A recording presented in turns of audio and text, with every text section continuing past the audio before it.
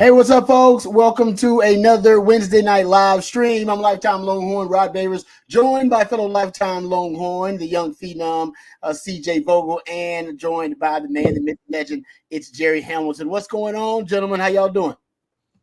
Yeah, I'm good, man. You know, my son broke out the EA Sports College Football 25 game for the first time. I actually looked at it in person for the first time, and yeah, it was pretty cool, man. And it was by the way, Will Stone's left-footed for the next game update. But that was really cool, man. I mean, I thought it was interesting to me to kind of take a look at the game for the first time, and I can see why it's mesmerizing for those that love to play video games. I'll say that. Yeah, the details are pretty sweet, huh, Jerry? Yeah. This is not coffee and football. This is just a coffee, you know. CJ, do you have the game already? Are you already on it? Yeah. So after SEC Media Days in Dallas, on the way home that Friday afternoon, I didn't even make it all the way home to Dallas or to Austin before I stopped at a Best Buy on the way back and started playing it since. It's been a lot of fun. I tweeted a little bit last night, and KD35 on the best. I'm gonna bring up your comment here. Trey Moore in this game is outrageous. I don't know how much you got to play, Jerry. Rod, I don't know if you've gotten to play at all. But holy cow. I mean, this guy, if you play online, I've seen folks tweeting photos of him winning Heismans in seasons. So really good football player in the game. Hopefully he's as good as he is this season as well. Yeah, I heard a lot of people were talking about that Trey Moore interview he did with my man Alex Okafor on Behind the Face Mask. I actually enjoyed it too. It got me pumped up because you can tell he's a pretty cerebral player. He talked about how he knows that BGO and speed rush, that's his, that's pretty much like his go-to, right? That's his elite trait as a pass rusher. But he says he talks about how he needed a change up and that the spin move, that's kind of his go-to counter move off of the speed rush. So basically, if you do happen to be able to neutralize his speed rush, it's really tough to do because he's got elite BGO and ball get off. That's when he's going to hit you up with the spin move, and you got to be ready for that. And from what I hear, he's been doing some guys out there on the practice field pretty dirty. Alex Okafor talked about when he went out there, he saw it. Derek Johnson spoken to me about when he's out there, he has seen Trey Moore make some guys look bad out there. Texas got a veteran offensive line, a damn good one. Guys will be playing in the NFL. If Trey Moore's out there, giving those guys the business, it could be very interesting during the season if he could be one of those guys that ends up being a true impact difference maker for you on defense. You want to know when a guy's a really gifted player and kind of person, the combination of it, is when you're undersized, height-wise, when you don't have super long arms, and the schools you consider are Texas, Alabama, and Ohio State out of the portal.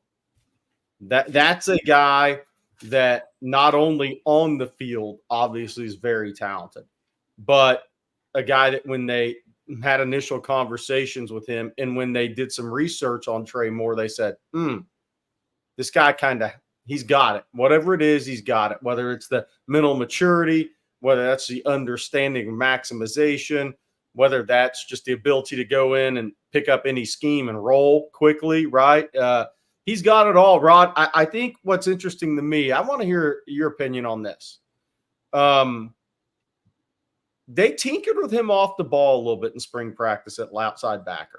Yeah. Could you see that scenario? Could that play out in your mind right now with Sorrell, Burke, and Trey Moore on the field at the same time sometimes?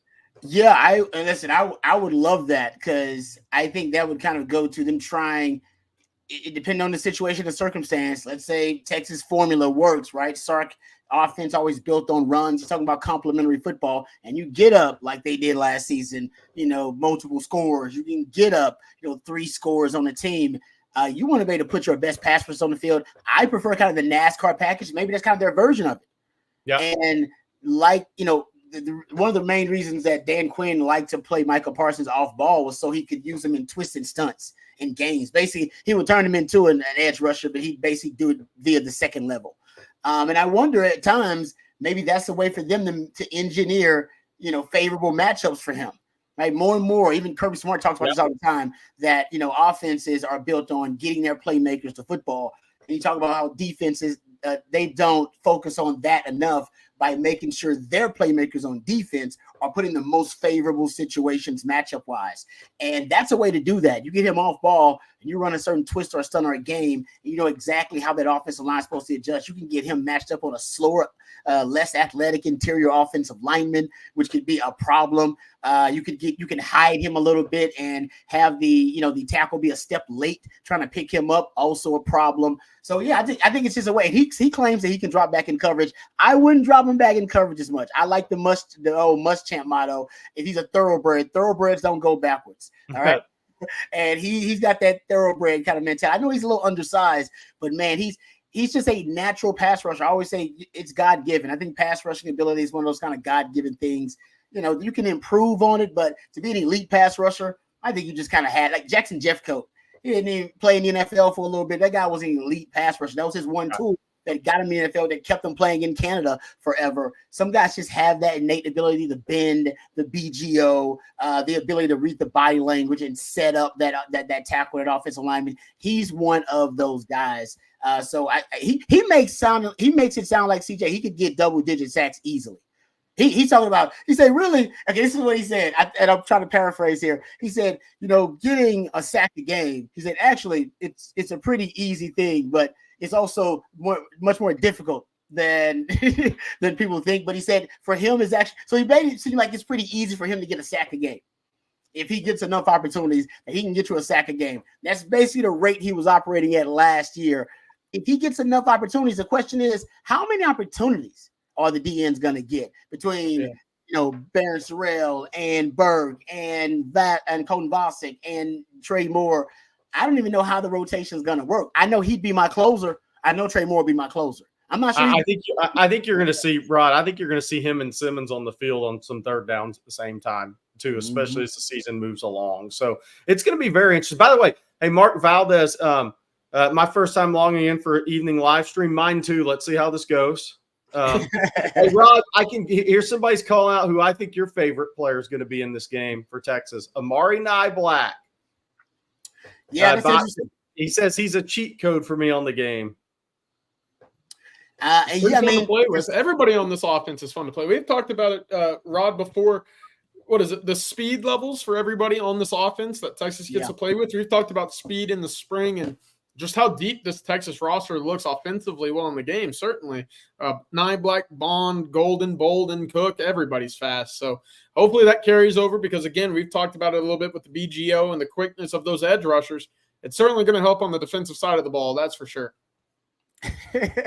Yeah, I love that. The Mark A. Valdez here says, I don't know about you guys, but I wake up every morning thanking the good Lord that Texas A&M wasn't able to hire Jeff Traylor from UTSA. Hey, honestly, Mike Elko probably is going to do a damn good job. I'm hearing really good things about Mike Elko. I would say that. I would throw that, but I do feel that, Mark. I feel that because I don't know how he's still there at UTSA. I still don't know how Jeff Traylor is still there, but he is, and they're thankful for it. But if he goes to a potential power like A&M, that could have been scary from what that guy does because he does more with us. It'll be interesting for Jeff after this season. I think it'll be Baylor or Arkansas for him if both of them open. That'll be interesting. Baylor, he'll battle him and GJ Kinney. It could be the Baylor Bowl, the first game of the year. Winner gets the Baylor job if it opens, right? Arkansas, he was a favorite of the AD there, Urasech, when he was under Chad Morris at Arkansas. So he will definitely be in the running there. The question is, if he had his choice at those two jobs, which one would he take? I actually would take Baylor over Arkansas and then try to level up if one of the three in the region open up at some point in time. Ooh, that's good because Arkansas lately, they're supposedly their boosters and donors are stepping up, right? They got some big ones. Jerry Jones supposed to be stepping up. They got the Tyson Chicken. Yeah, the Tyson Chicken, that's more Cal's best friend type of guy, man. Okay. Golf buddy. So Arkansas basketball is working with a war chest on the hoops scene. So it'll be interesting. Look, we have profit sharing coming, Rod. Let's get to that. I mean, that's a big thing. And we're going to hit on recruiting. Obviously, we're going to go over I don't know if it's big recruiting day, but could be impactful recruiting day tomorrow. But some big news came out today, Rod, from the NCAA. Yeah, and this is, like I said, it goes to the new framework that they're working out for the future of college sports, major college sports. And I got it first from Ross Dellinger. I believe he was the first to report it. So basically, as part of the new revenue sharing model, beginning 2025-26, this thing is coming fast. They got to figure this thing out because it is fast approaching. It'll be here before you know it. So by sports, scholarship restrictions are eliminated. Period. They're done with scholarship restrictions, and schools are now permitted to offer scholarships to the entirety of the rosters, but they have roster limits. The new roster limit figures are not final until they get everything approved, but this is believed to be the numbers that have been thrown out there. So football, with a current scholarship restriction right now of 85, will now have a roster limit of 105. All right, so they get a 20 scholarship increase for those schools willing to give the maximum. You don't have to give the maximum. That's just the limit that you can have. Because I heard Dion's talking about, I believe the way he put it is, I want 105 dogs, and there ain't 105 dogs out there. So I'll take 80, and then I'll have flexibility with the rest of my roster in the scholarship. So, but that's just Dion. So going for, and by the way, the other sports here, I'll just give you these really quickly before we move on. I know we want to talk football, but the other sports and the way that they break down, every sport got increased in terms of the roster limit, or they got rid of scholarship restrictions. So now basketball will increase from 13 to 15. Baseball probably got a massive increase from 11.7 scholarship slots to 34. Softball will increase from 12 to 25. Volleyball will increase from 12 to 18. And here is something interesting that I didn't know, just reading up and doing some research, guys. Another key change: all sports will be considered equivalency sports, meaning partial scholarships can be distributed to players in football, basketball, and other sports. And they hit that one, Jerry. That was kind of a hidden agenda there. That's the biggest thing. So you're still gonna have the same 85 full scholarships in football, but then you have 20 other scholarships to divvy up. So could that be maybe a Quinn Ewers with a big NIL war chest over here, full scholarship or not? Right? I mean, that's what's going to be interesting to see how these schools kind of attack that. I mean, but it's going to be 85 full scholarships, then 20 scholarships, but 105 roster spots total. So that's what's going to be interesting if I understand that correctly. And I may not understand that correctly, but that's the way I read it, CJ and Rod. I don't know if y'all read that any different. It's going to be interesting to your point, right? You're going to have the same 85. But how much more are you going to be able to get out of those 20 additional, divvied up scholarships? Because you can, if I'm understanding it as well, Jerry, you can give full scholarships beyond the 85, right, and then divvy it up beyond that. So you could technically get up to 95 or 100, and then kind of split the remaining 5 scholarships amongst 10, 15, whatever else it was looking like. I think it'll be interesting as well, right? Texas in the past has used preferred walk-ons very well, especially under Steve Sarkisian. I think it's been very much revamped than what it was under the previous staff. And when you look at it, we've seen Texas add players late in cycles who had Ivy offers, who had academy offers, and say, hey, I don't want to go all the way up to the Northeast. I don't want to go, serve in the academy. I want to stay close to home. I want to play football, and I'll take whatever roster spot's available, right? I think Michael Taft was a kid just like this. Jet Bush, another kid. So to me, when you look at it, what kind of pitch do you have now if you're Steve Sarkisian late in this cycle and say, oh, by the way, we can give you 40%.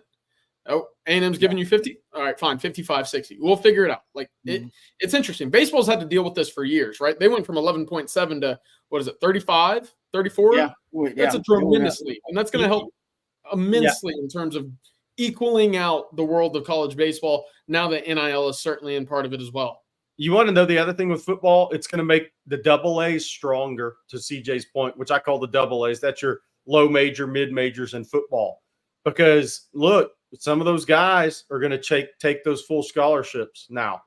So it's going to make the double A stronger for the blue bloods and the power schools to evaluate those guys and eventually bring them right up, the guys that are good enough. So it's going to make for a stronger – it's going to send more guys to that level that are going to develop on that level.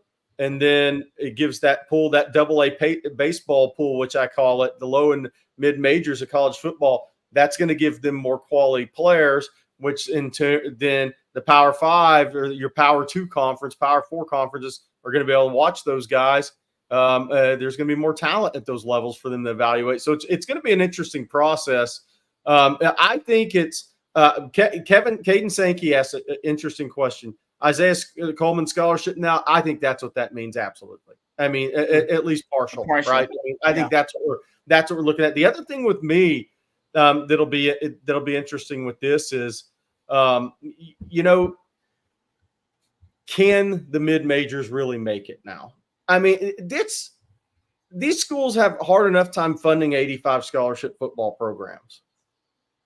That Cisco asked, will it hurt the FCS? I'm not sure we really know yet. But that is a question I have is, are there going to be some schools drop football?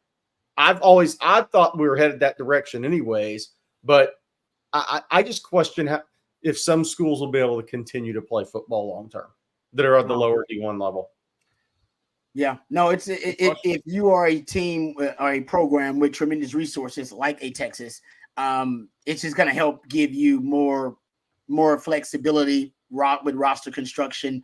If you have NIL resources, as you said, you can give a guy a partial scholarship and then throw some NIL on top of that and essentially make up the difference.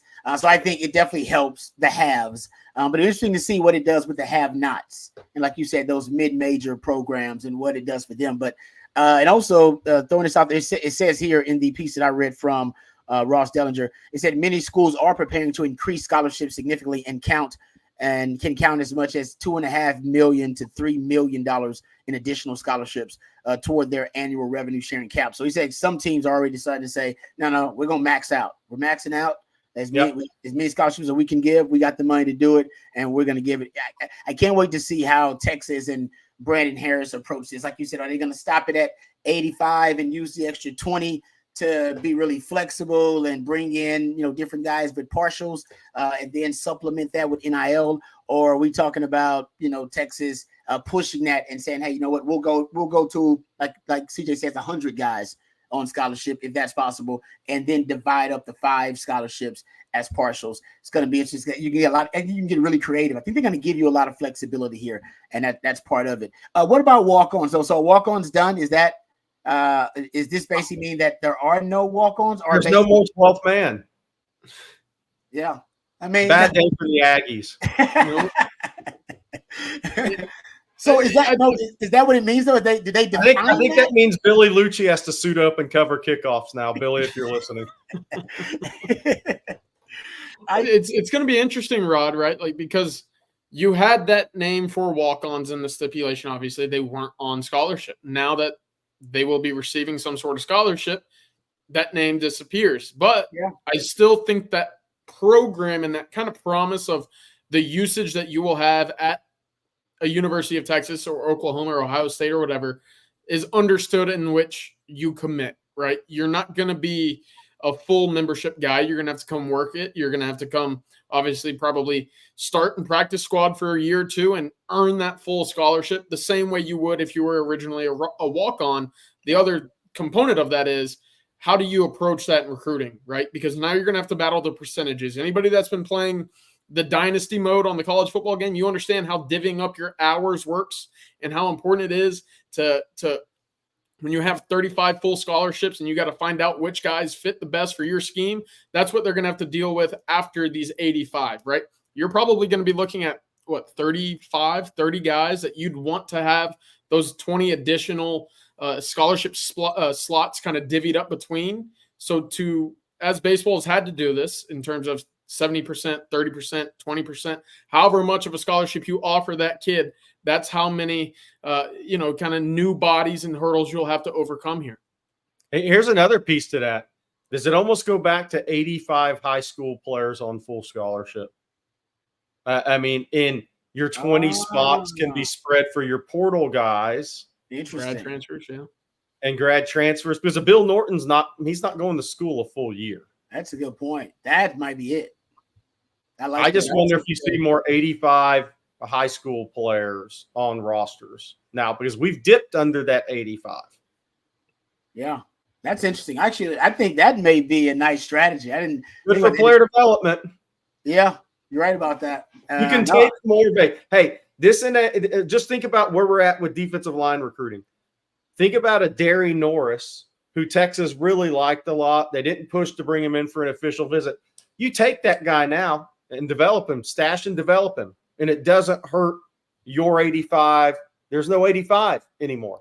So you can go at those developmental positions, take that extra high school guy or two, and you still have time to develop him if you got to recruit the right guy. But I'm just saying to Derry Norris, not that he can't go play at Georgia Tech as a freshman, but I'm just saying a guy like that who's 6'4", 275, really good athlete, has high upside, you can bring him in and say, hey, look, we're recruiting you. We're going to redshirt you. We're going to build you up. We're going to get you there. But yet it doesn't affect your team the next year and how many guys you can go after. So my perspective, I'm filling my 85 with high school guys.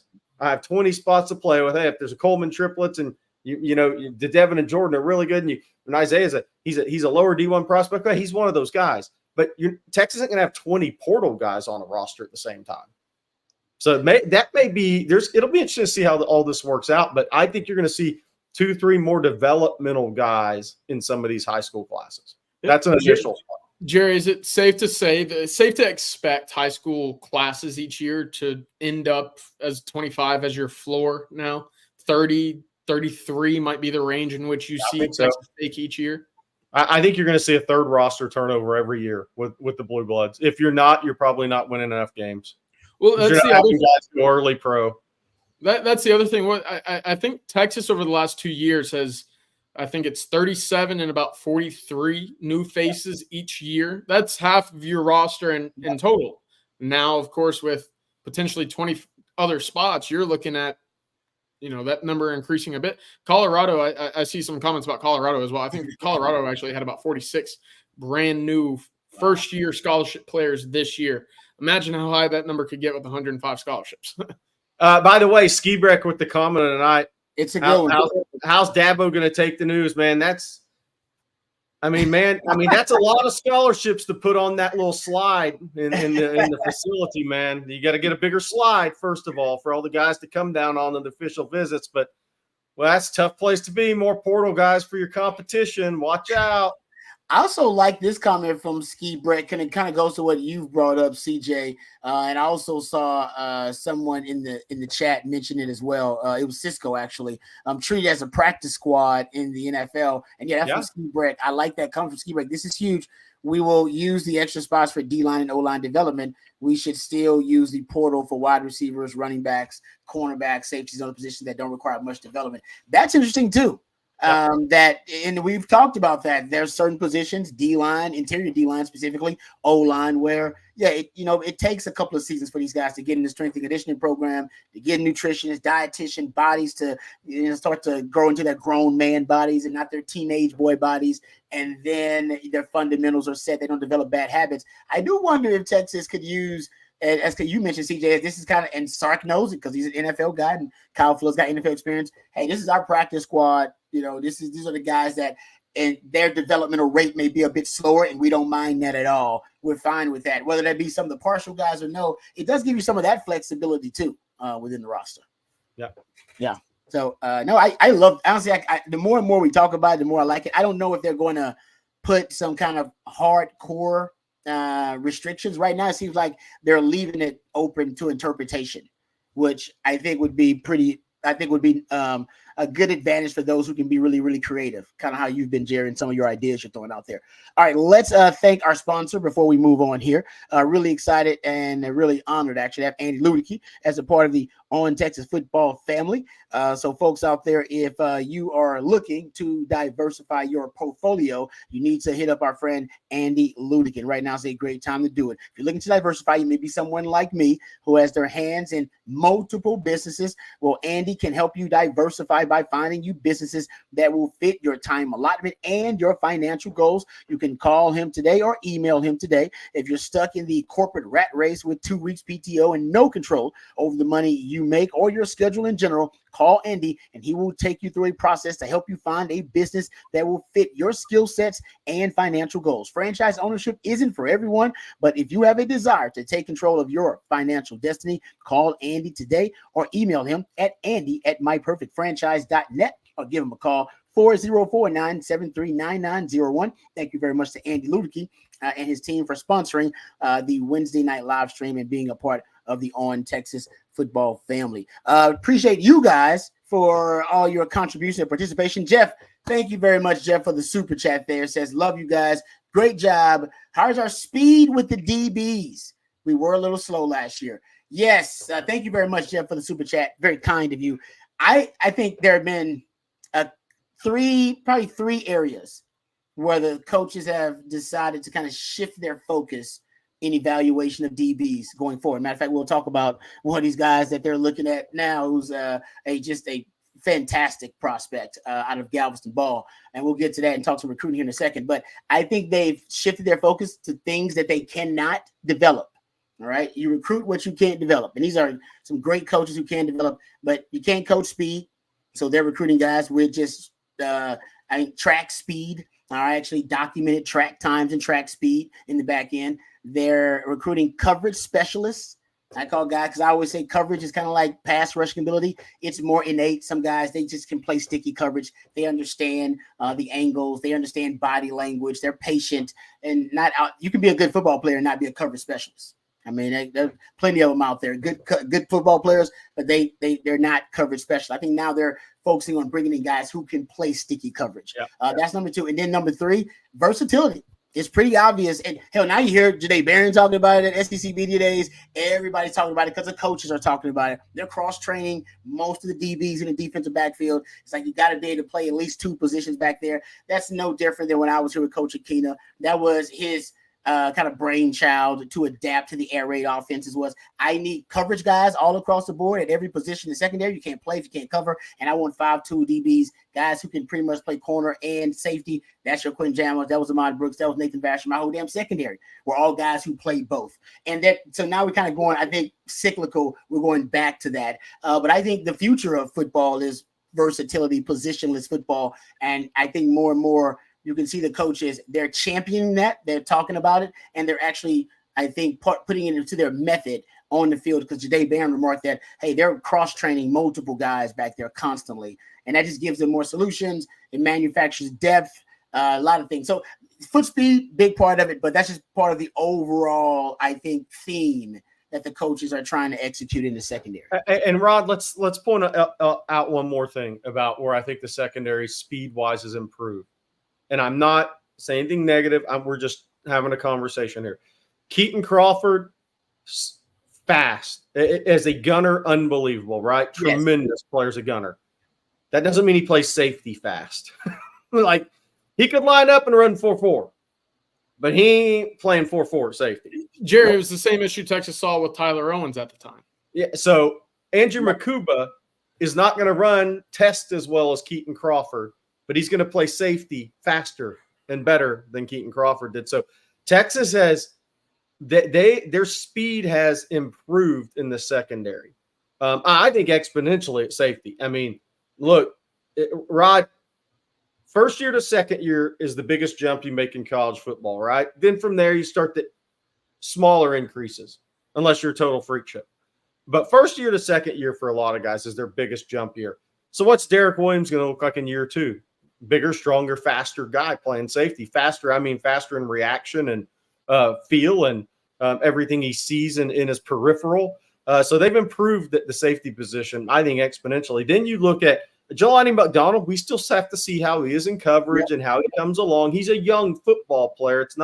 We're not talking about miracles here. He's got to develop. But height, weight, speed, length, he's got it. Then now he's got to.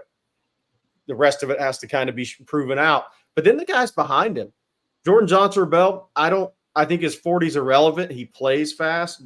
Xavier Filson, he's a hell of an athlete that actually played safety. So Texas has improved their speed in different ways in the secondary. I think a lot headed in the next year. Yeah, I'm with you. And I think it's more the instinctual part of it, right? We can talk about 40 times. We can talk about 100-meter verified times. At the end of the day, how quickly do you get down and run the alley? How quickly do you understand an out and up is coming? How quickly do you get from one hash to the other to cover a post or a seam that has squeaked open across the middle, right? That's the biggest part, and that's exactly where Texas was hurt against Washington. If you look back and where Texas was in position on a lot of those balls, well, it was a step behind, but just that much. But that's how much, in football, game of inches, you talk about it all the time, the little cliche sayings. It does make a difference, and it did make a difference last year, and it probably prevented the Longhorns from playing for a national championship. So if you can get faster back there and you can get faster getting after the quarterback, put the two and two together, you should absolutely be a better team defending the pass this year than what you were in 2023. Yeah. And thank you, Jeff, for the super chat. He threw out another one too. Says, I hate change. Now I need to go outside and yell at the neighborhood kids. Good luck with that. I got some neighborhood kids I yell at too.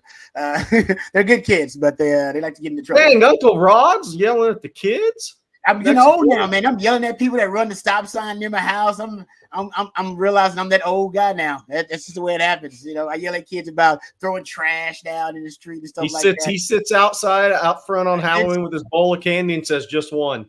No, I see the same kids and they'll walk by like they'll be talking. They'll just be dropping cuss. They'll just be cussing. I'm talking about, like a sailor just going off like a Quentin Tarantino movie. And I'm like, hey kids, I'm right here. All right, I'm an adult. I'm gonna need y'all when y'all see me to at least stop dropping the F bombs and the MF bombs as y'all walk by me. And they're like, yes, sir. And I'm like, all right, y'all, and continue. Once you get past me, then go ahead and do it. But when you see me, don't be talking like it's a Quentin Tarantino film when you're walking by the house. All right, you're just 12 years old. I know you ain't even a teenager yet. All right. I would tell you, and I always threaten to tell their moms. I know all the moms now. I know all the parents. That's why they be quiet. I was like, I know your mama. All right, don't be acting crazy. All right. Anyway, there you go. So, Jeff, we appreciate the super chat. Thank you. Ski Break says, Makuba, a 10-8 guy. Football speed. I would love to see. This is why at one point I would love for Texas to, because I know they do it with scouts. They don't necessarily release to the media, that they do in-game tracking of miles per hour, and they have the data on guys and how fast they run in-game. They do it in practice, too. They have that data. And I'd love to see it on, different DBs in game speed, because now we know NFL scouts use that data. They still want to see you run a 40 and they still want to see track time, but they also now want to be able to see football speed, quantify it, defined on the field with pads on, you taking precise angles to the football. As you talked about, CJ, how fast you get downhill and run the alley. How fast can you get from the hash to the other hash, to the opposite hash, to the numbers, as a safety, how much range you have, how quickly. So you can now, guys like Makuba, it's about their football intelligence and intellect. It makes you faster. Trust me. I've seen guys in the NFL, guys like Dre Bly, who, ran, 4.4 in their best day, but definitely wasn't running the 4.4 when I got there. And I've seen him run with Randy Moss. He ain't supposed to be able to run with Randy Moss. But because football is about angles, though. And football is about being able to diagnose a route combination. And if you can diagnose the right combination, you can cut the receiver off at an angle to the football. So football speed is very different. I mean, trust me, you want guys who can straight up blaze. But Makuba, I've seen his football speed, man. He plays with a twitch. He does. He plays with some twitch. All right. Thank you guys for the question in Super Chat. Another one here. Hey, from Japan. We appreciate that. How about that? Hey, the family is growing. Family is growing. All right. Another super chat from Slick Rick. He says, Rod, you remember Vasher destroying Carlos Francis? Yes. Tech game, right? Was it a fake punt that they threw? I believe it was a fake punt, and they set that young man up for failure. And and that's why we called him Nasty Nate, because man, that dude, even as a little skinny guy, man, he could deliver a blow. They played him at safety when he first got to Texas because he could hit. And talk about run the alley. That guy can run the alley. Had football speed.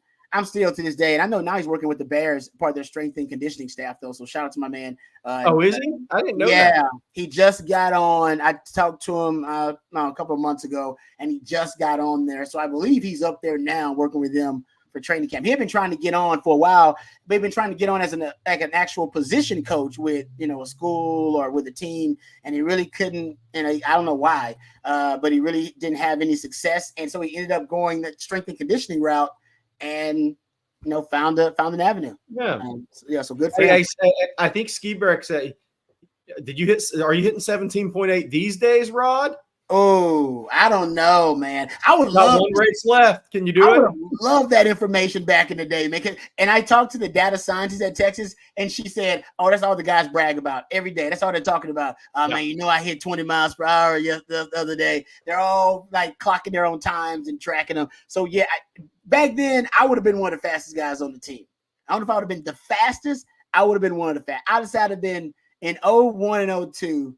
I definitely would have been top 5 to 6 fastest guys on the team. When Huff Day and them came in, they brought a different kind of speed too. That was a different generation of speed. Them young bucks, they brought some speed with them. So that would have been different. But your boy, I could hold my own back in the day. Thank you guys for the super chat there. Thank you, Slick. We appreciate that. All right, let's get to a couple of more questions. These are actually a little off the football path here, but Longhorn fans want to talk some Longhorns, so we'll do it. Juan Gomez says, "Hey CJ, I just finished listening to your baseball video. How do baseball commits work? Are these commits signing in December and playing in the spring or next spring?" Yeah, it's a great question, right? 2024 kids that commit, that flip, they will be on campus for next season, right? So, guys like Rarick out of North Dakota, some of these late flips that Texas has had over Texas A&M, they will all be on campus and ready to play next year. That's Adrian Martinez, Bryce Navarre. A lot of these guys at Texas was able to flip from A&M. They will be on campus next year. Of course, the transfer portal guys as well, they're on campus at the beginning of the school semester in August as well. 2025 kids will obviously have to wait until the end of their cycle. That will be more so for the next year. So look at it in this sense. If a kid commits, they're eligible for their next calendar year of baseball, if that makes sense. Okay. Yeah. Thank you for that, CJ. Appreciate it. All right. I know when to get to some recruiting here. So David Keith Williams, appreciate you, David Keith, for your contributions. They're always really good. Said this might not be a question that will be answered. However, I continue to question the insider's opinion regarding the long-term likelihood of Jonah Williams playing safety if he chooses football. It's a nice segue here because I wanted to get into some recruiting. And you guys, Jerry, you did point out that there will be an announcement from Jonah Williams coming up. We do have a time. August 14th is when he'll announce, which we'd been mentioning that he's probably going to announce before his senior season. A family member told me that Saturday. We put that on TexasFootball.com. CJ also heard that. But the interesting thing with Jonah Williams is I'm not sure the insiders look. I think Jonah's up against it to stay at safety, and I say that. And look, by the way, I think it's less than 50-50 plays college football. He's going to look good for a signing class. He's going to help your class ranking. That dude's had a pretty good July on the diamond, though. And it's 6'3", nearing 210, throwing 94 as a lefty, throwing 90 at 100th pitch. Started swinging it really well in the wooden bat tournament, the last half of that tournament in Atlanta. I don't know, man. He's a high-level athlete. Left-handed guy, left-handed hitter. He's got a lot going for him on the baseball diamond. But as a football prospect, me personally, not saying he can't, I don't think he's a safety long-term. Some people say, well, Jelani McDonald's about that size. They're built totally different. Jelani McDonald's also a year in the college, and he's 206, 208 in that area code. Jonah Williams is close in on 210 right now, and he goes from the football field to the basketball court to the baseball diamond.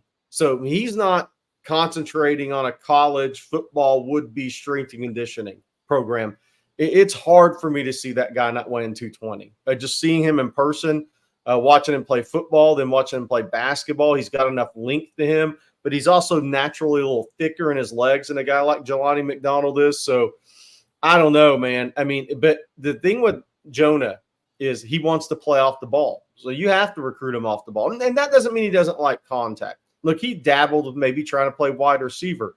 I just think he prefers playing off the line of scrimmage. And, again, that doesn't mean you're not a physical player per se. You're not Reuben Foster, obviously, out there just knocking helmets into the third row in high school. But he's not a non-physical athlete. He is, whether it's football, basketball, that I've seen him play. But he prefers to play off the ball. So you have to recruit him as a safety. As far as his recruitment, he's scheduled to be in tomorrow.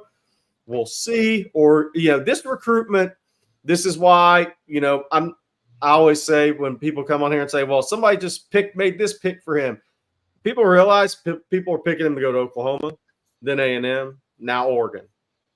Okay, so it's been, we got to delete that. Oh, we got to change this. Oh, we got to delete that. I mean, so take some of that stuff with a grain of salt, in my opinion, doing this a long time. But because sometimes it's not always about news, it's about marketing. That's just real. I'm just going to be real. So, look, Texas hasn't had him on campus since April. He's officially visited the other finalists. We'll see where this goes tomorrow with him and his family member. They told Texas Tuesday night they still plan to come up tomorrow, so we'll see what happens out of this visit, but announcement August 14th. Then Michael Terry's also going to be in town. We reported a while back that Oregon looked like they might get him in for a visit a week ago. Like, I don't know if he's going to make it or not. Now apparently he goes to Oregon. Nebraska's also. All these people are trying to get these kids on campus one more time before they announce decisions. That's kind of the thing. With Michael Terry, what's interesting in his recruitment is at the beginning of June, the people in the family and that circle will say, you know what, he may just wait till the Adidas game. Not many guys do that. 1% nowadays, you're already signed, trying to keep it a secret. But let's just say not make a decision until late in his senior season. That's now shifted to probably before his season. So what happens with that? Everybody's in a mad rush to try to get him on campus one more time before he makes a decision in early or mid-August. So I think that's where we're at with Michael Terry right now. He hasn't released a date, but I think that timeline's moved up. One of the rare guys that's kept a later timeline right now is Nick Brooks. We'll see if that holds to mid to late September for him.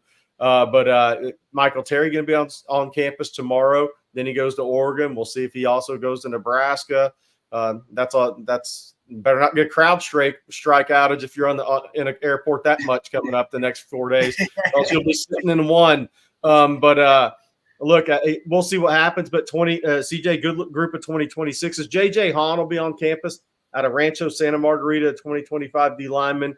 Going to be one of the fast risers. He'll end up a mid 4-star guy in this class, in my opinion. He's from Berlin, Germany. He's now Rancho Santa Margarita there at Catholic High. 6'4", 280, long arms, a lot of upside, a lot of athleticism.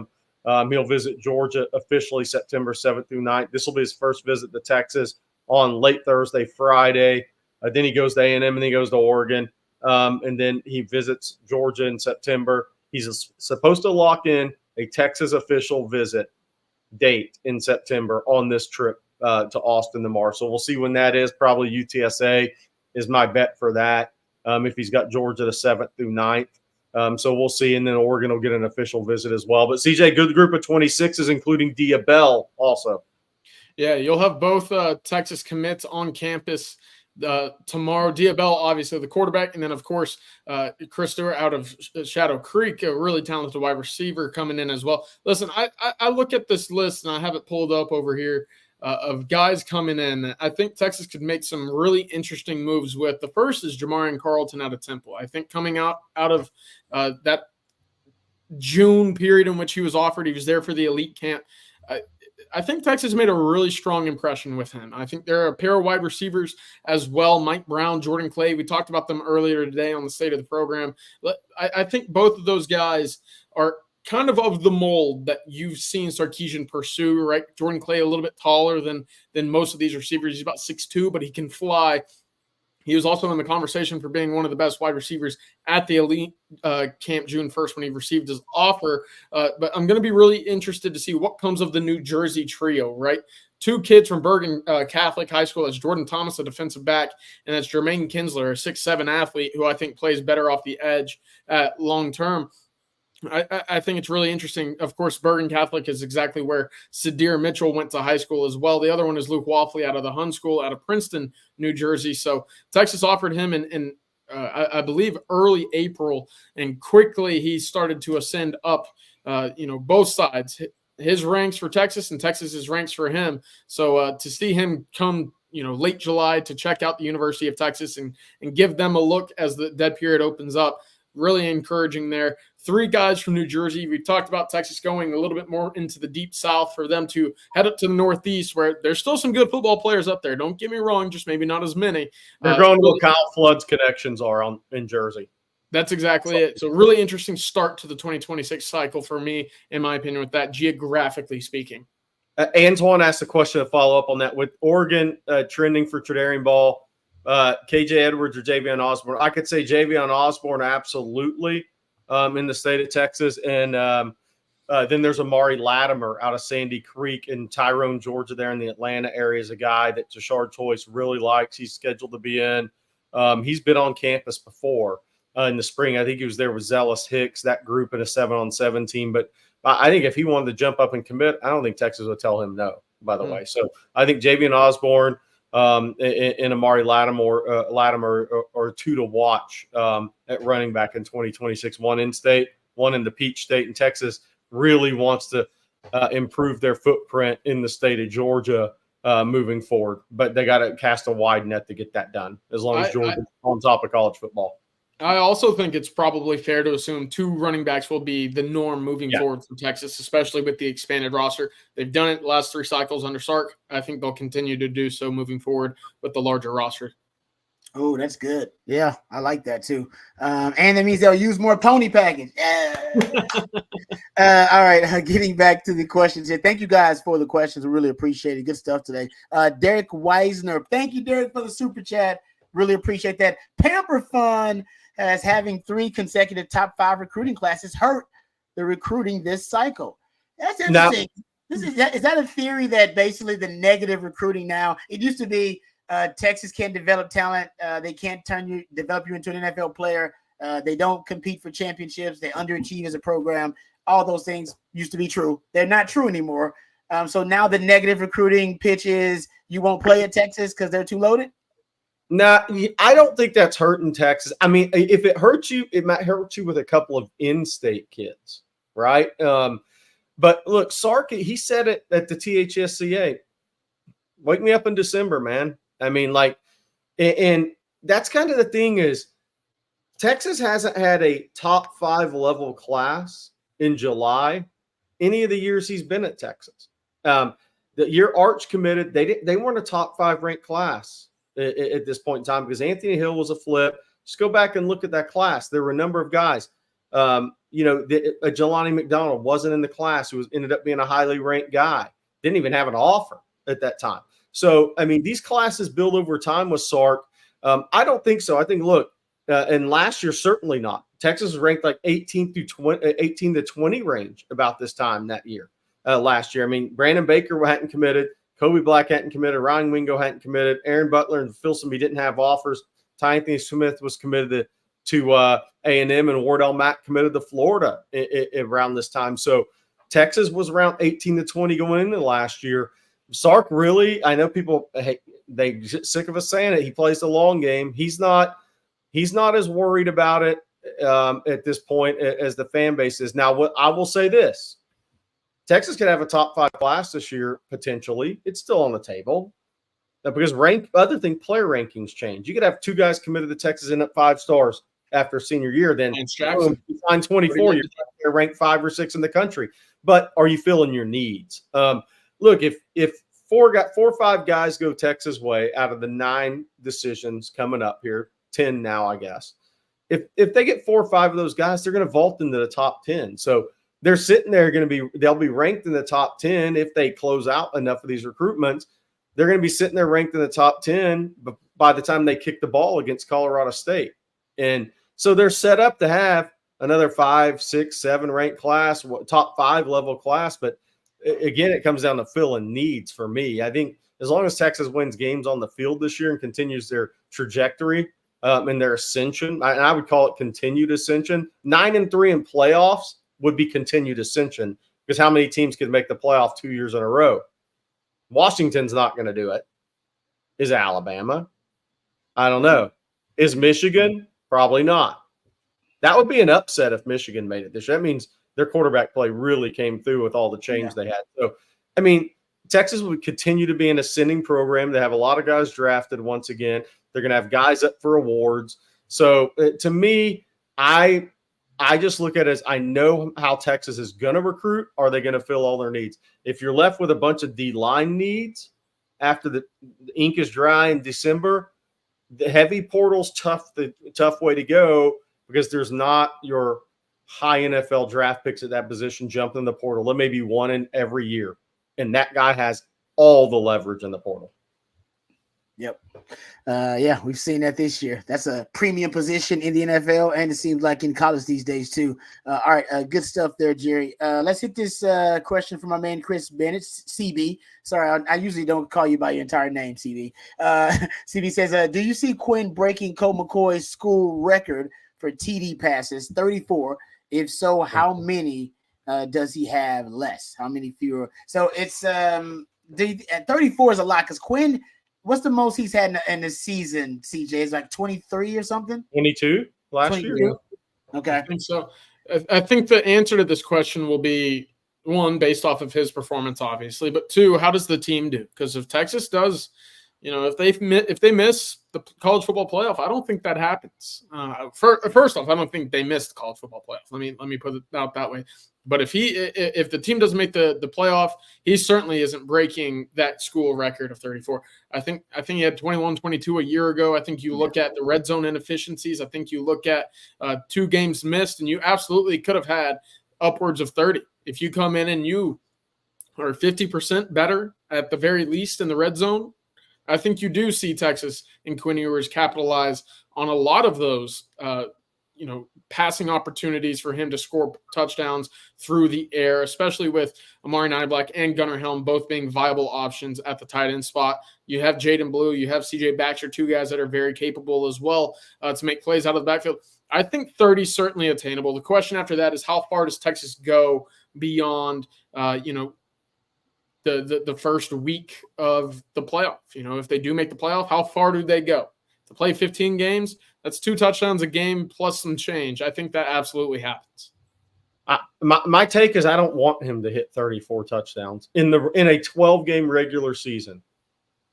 I want Texas to run the ball more effectively in the red zone. I want to see running backs score more touchdowns. And if Texas does that, he may not have the touchdown numbers, but he doesn't need the touchdown numbers. I just want 4-to-1 TDs to interceptions is the number I'm looking at for him. I want a 4-to-1 ratio. So that could be 28-7.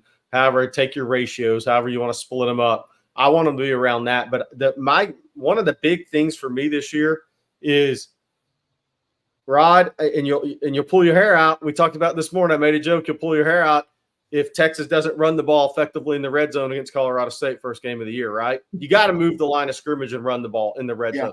You have an experienced offensive line. You've recruited all these guys. I want Texas to score more touchdowns with running back carrying the ball this year. If they do that, that's a really good sign for the season. And that would bring Quinn's TD numbers down, but that would actually be a good thing for the season. So I look at it a little more differently. No, it's right now Quinn career touchdown passes. He is 7th. If he gets around, you're saying what, 25, somewhere around there, CJ, is that's a conservative number for him. He'd be 3rd all time in career touchdown pass. He would surpass Major Applewhite at that point in career touchdown pass, who has 60. And if he could get 30 in the season, that would be 3rd all time in one single season, because Colt right now is 3rd with 29. And then Colt, of course, has the single season record as well with 34. And remember, Bam Bam Sam had 32 of those in 2019. Man, he did Bam Bam Sam threw 32 touchdowns in the season. That's pretty wild. Yeah, those little 3-yard out routes on the 5-yard line, they were working, right? You need 5 yards. Here's a 4-yard out route to Colin Johnson and Devin Duvernay. It worked like a charm, I'll tell you that. And Devin never dropped the ball. Not once. Yeah, and they had to stack the box, so they thought they were going to go get Bam Bam Sam a lot of the times too in 2019 after what he did in 2018. I think Quinn, I'm with you. I think 25 in the regular season, that's around the number he should be, around 25. If he gets 30, yeah, maybe you're right, Jerry. Maybe because I have a feeling this offense could end up a pass-first offense, pass to open up the run. I totally see. Not saying they won't be unbalanced. Right. The Sark is all about the balance, right. But meaning in critical times that they are passing more than they are running, and especially on Sark's 40-play script or whatever it is, they're passing when they're running. CJ did a great breakdown. If you haven't seen it, you should go check it out on TexasFootball.com about the opening drives for Sark and the pass rate. What was the ridiculous pass rate, CJ, in his opening drives? the season? 74%. Yeah, yeah, no doubt. I mean, Mostly on screens and RPOs too. Exactly. So it's not like they were hucking it deep, but Yeah. the purpose of those opening scripts are to kind of get a look at what you expect defenses to do when they react to looks that you come out with, formations, plays that set up others. At the same time, you don't see too many rush attempts on that first drive.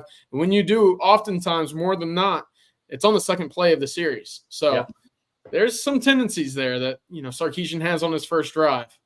But like you said, they're high percentage passes. They're easy passes, right? Very, they're low risk passes. RPO, just quick game plus the run game, the screen passes. So I think that may be, he wants to close with the run. That's his Sark sense. He wants to really shell shock you with the pass early on. And then I think he wants to close out with the run. Ideally, like he did in that Texas-Alabama game. And I think ultimately that could be the identity of this team because they have so much speed. And you have a third-year starting quarterback and a really good offensive line, too. I think this is interesting, right? I don't know if those are the numbers that are accurate. Very close. Pass and the run. It does feel very balanced, right? Yeah, Sarkisian says he wants to be very balanced. He wants to have the complementary of the offense and of the passing game, the running game, whatever.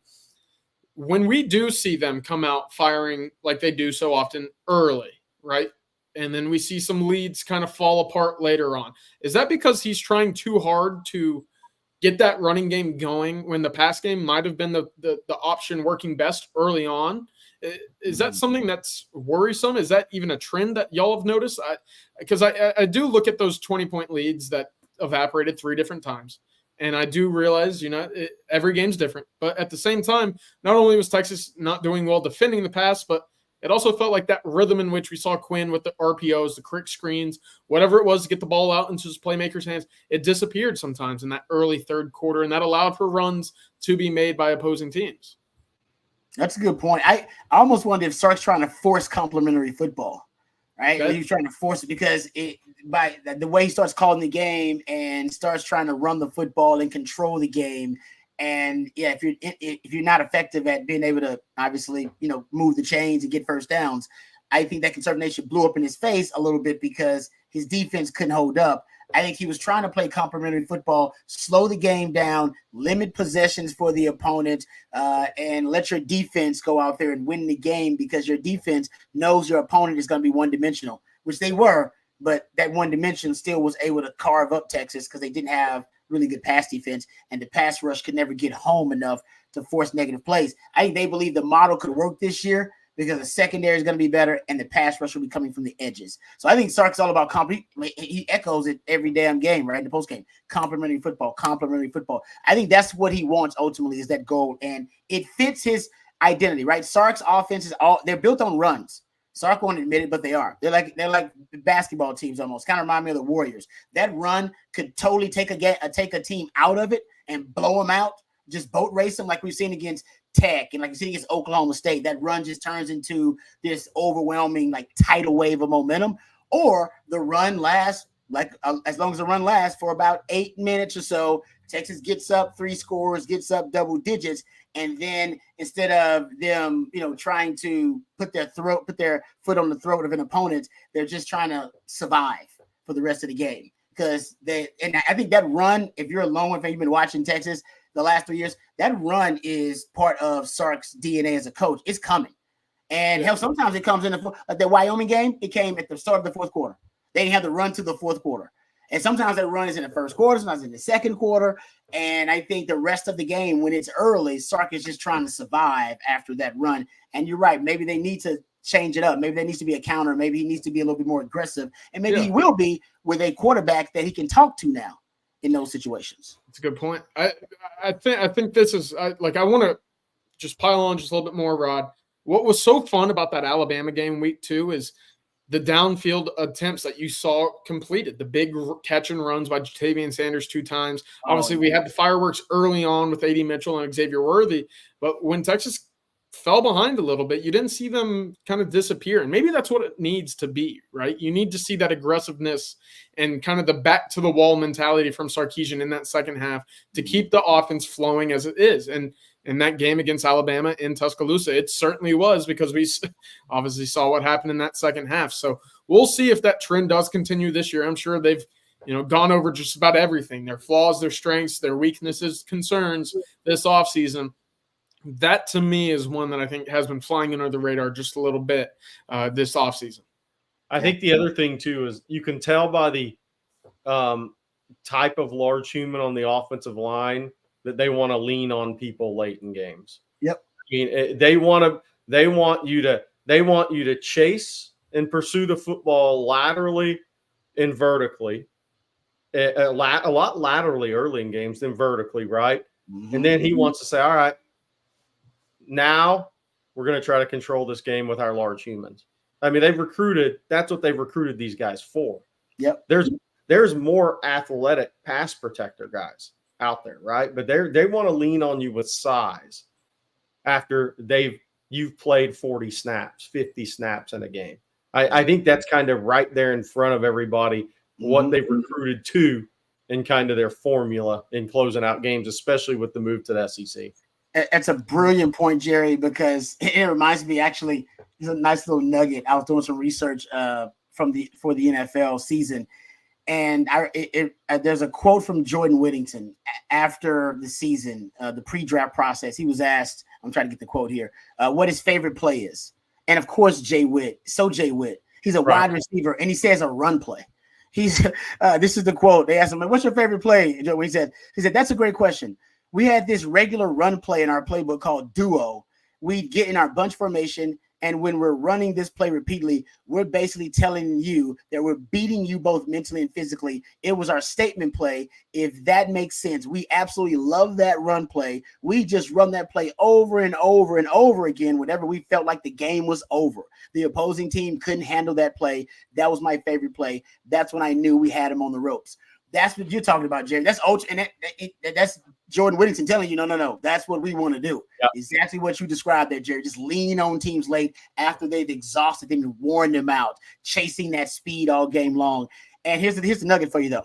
So Jordan Whittington drafted by who? The Rams, right? So here's the nugget for you.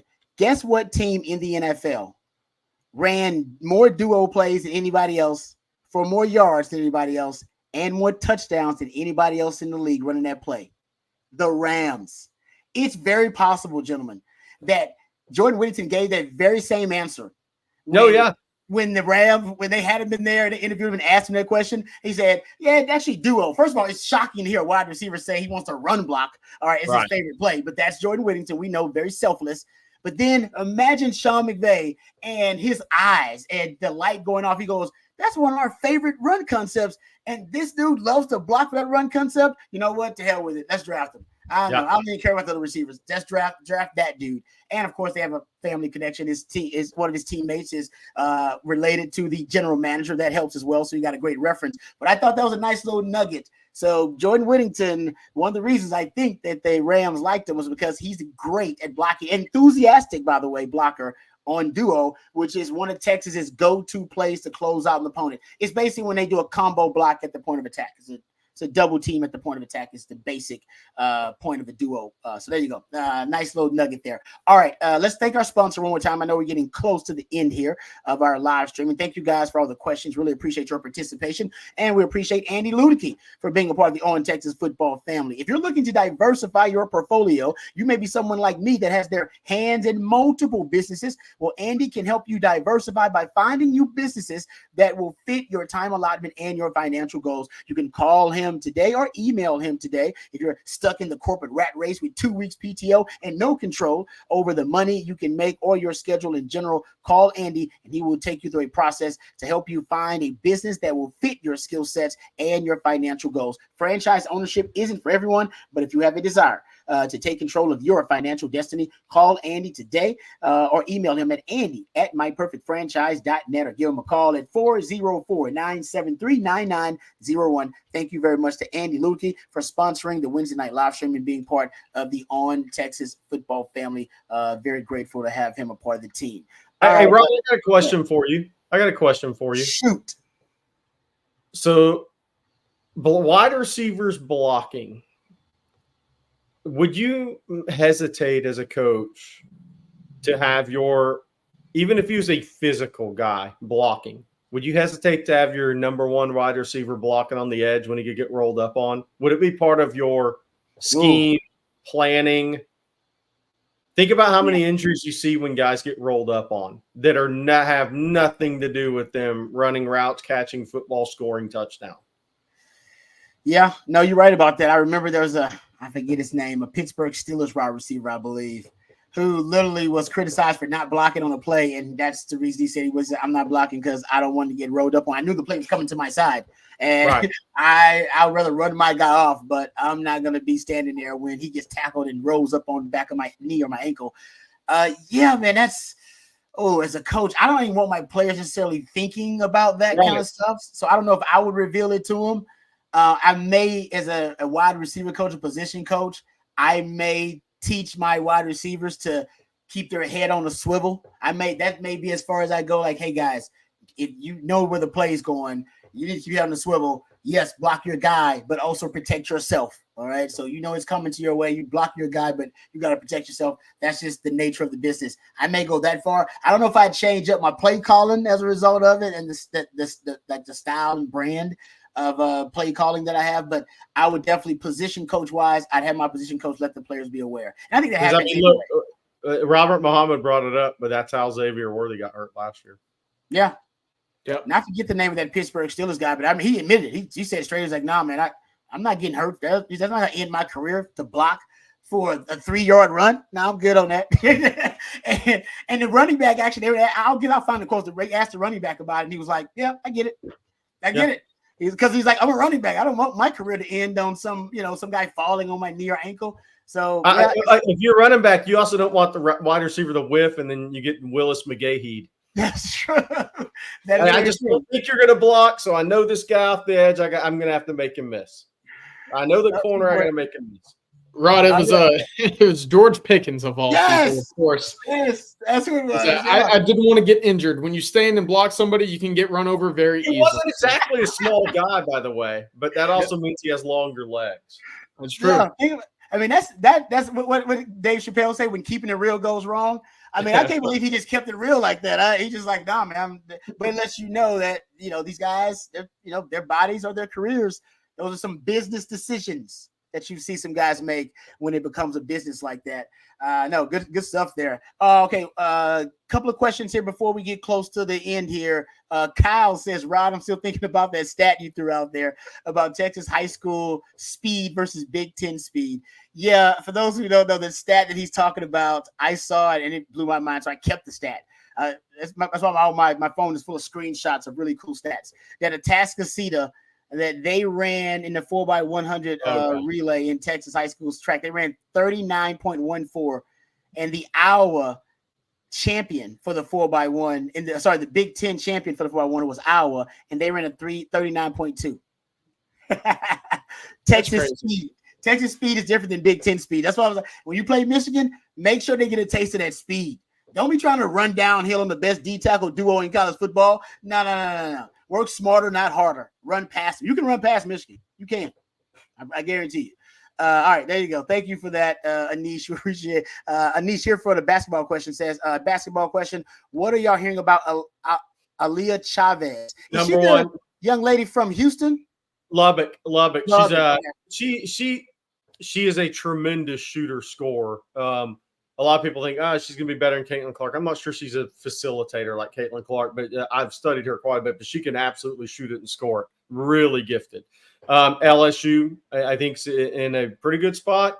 I think Texas is there. I think Texas Tech. Based on what Kennedy just got at Texas Tech, we can't rule out the Red Raiders. Yeah, that needs to be mentioned just a little bit as well.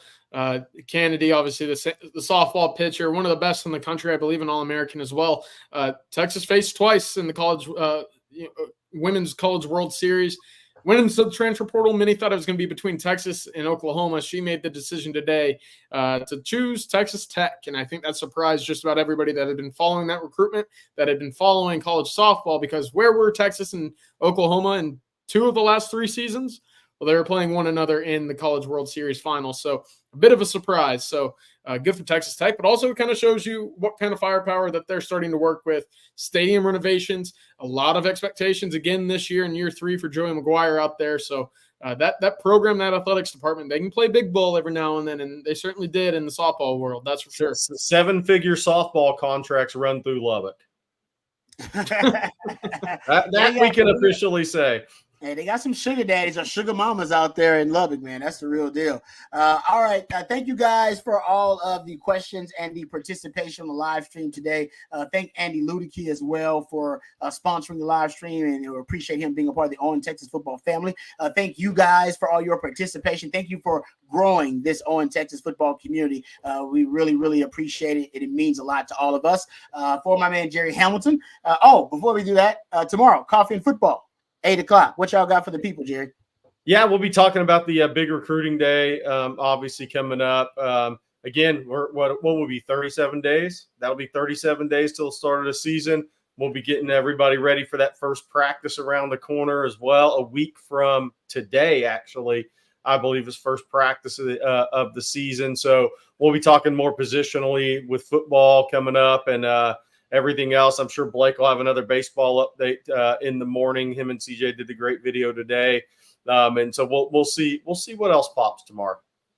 All right. Also, we'll be back, CJ and myself, for the winning drive with Coach Bob Shipley, and that'll be around 4:15 tomorrow. So we got a couple of live streams for you. Make sure you tuned in to On Texas Football, and go check out ontexasfootball.com. For Jerry Hamilton, for CJ Vogel, for Andy Ludicky, we appreciate his support. I'm Rod Babers. Until next time, same channel. Hook 'em horns.